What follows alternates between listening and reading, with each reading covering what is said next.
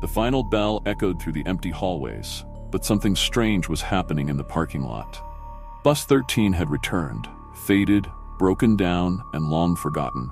No one remembered it on the morning routes, and yet there it stood, engine idling, as if waiting for students who were never meant to leave. It was a chilly October evening, the kind where darkness creeps in a little too fast and the wind howls through the streets.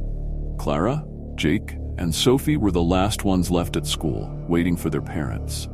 The other buses had already come and gone, but there was one still sitting near the curb, its headlights flickering on and off. Bus 13. Clara had heard about Bus 13 from her older brother. He said it was decommissioned years ago after a terrible accident that no one talked about. Something about a driver who lost control, a bridge collapse, and students who were never found.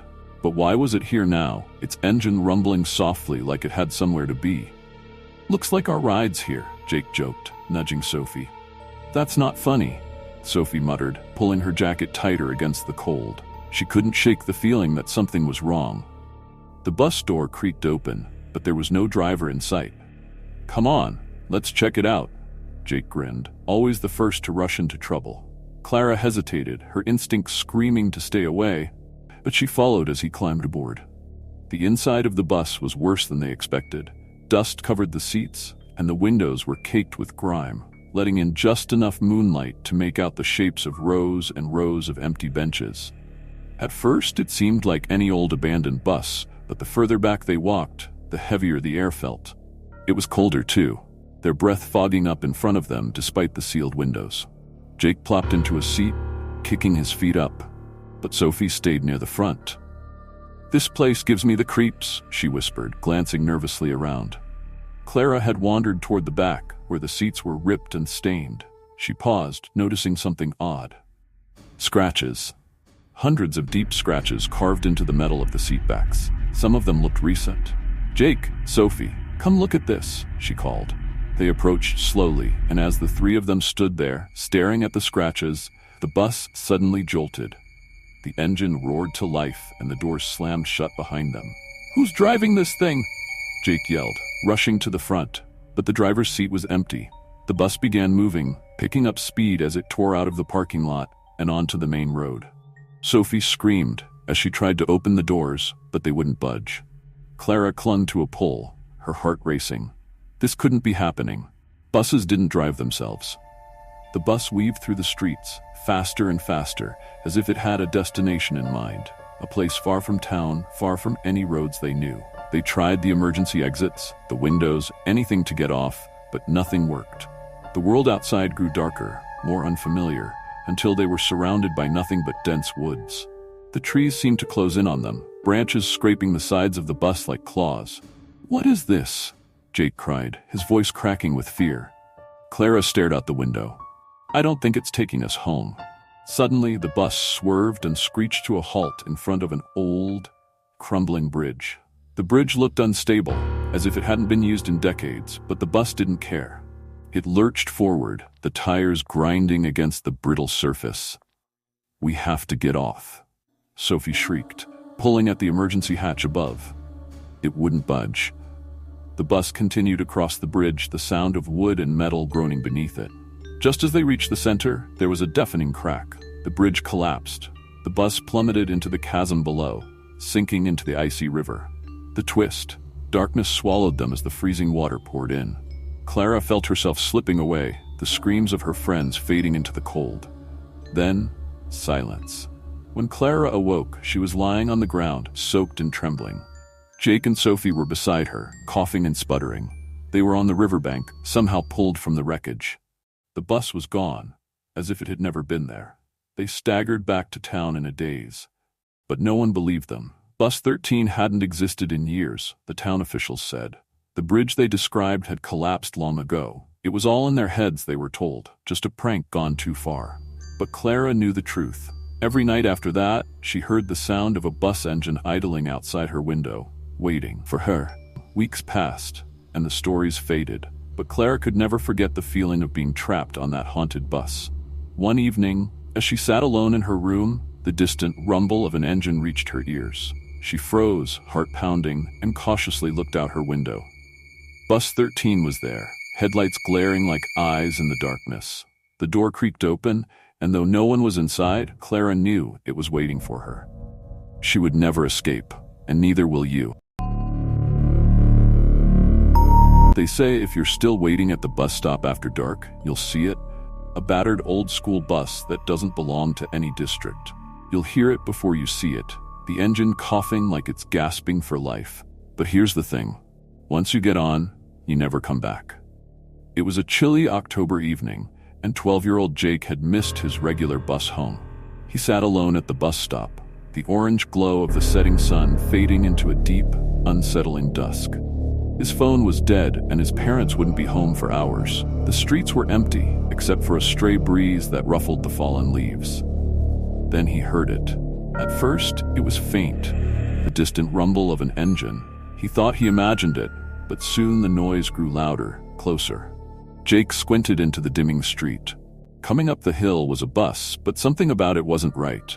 It wasn't the familiar yellow of his school bus. This one was faded, almost gray, with rusted sides and broken windows patched with grime. The headlights flickered as it stopped in front of him. The doors creaked open with a sound that set his teeth on edge. Jake hesitated. He had never seen this bus before.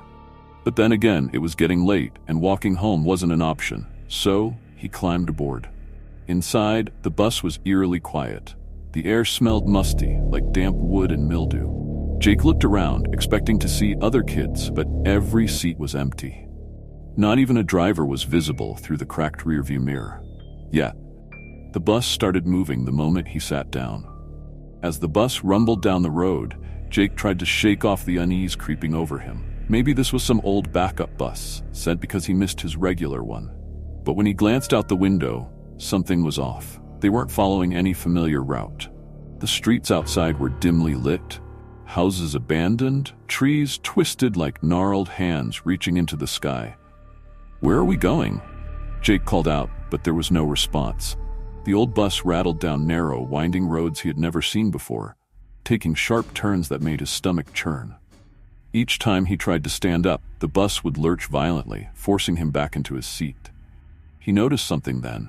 Carved into the worn leather of the seat in front of him were words, "Don't leave your seat, or you'll be next." Jake's heart pounded. His mind raced, but he didn't dare disobey the warning.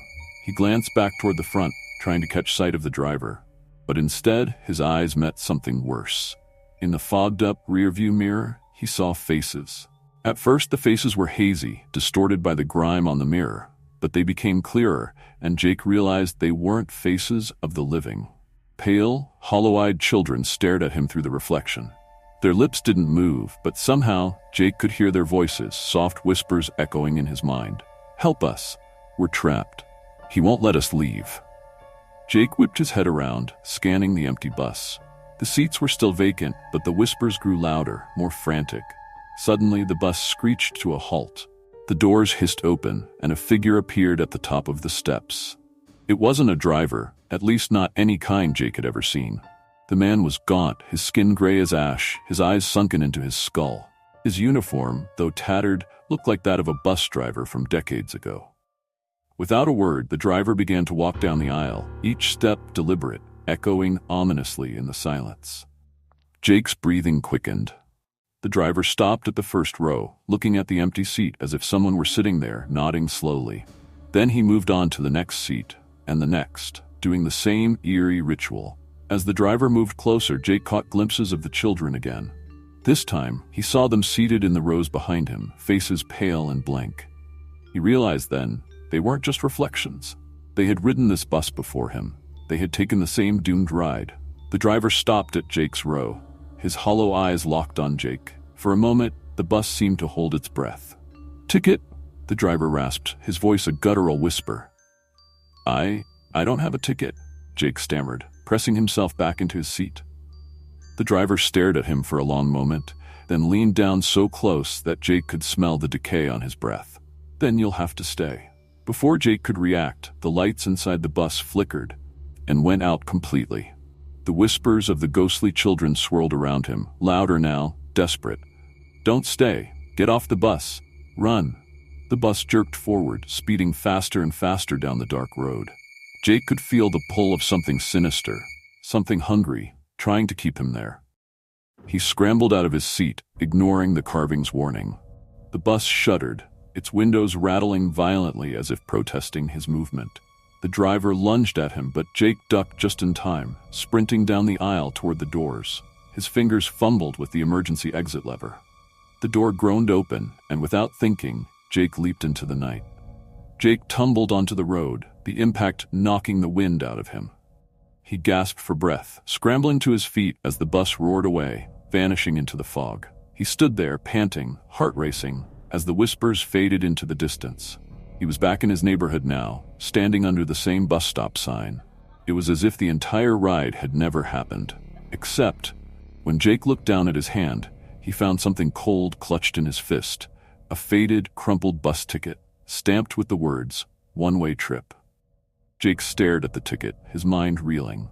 Was it over? He wasn't sure, but one thing was clear. He had been given a warning, one that the other kids on the bus hadn't heeded. As Jake turned to walk home, the wind picked up, carrying with it the distant sound of a bus engine rumbling, ever so faintly, in the night. They say if you're at the wrong bus stop after dark, you'll hear it. That old haunted bus. You'll be tempted to get on, thinking it's just another ride.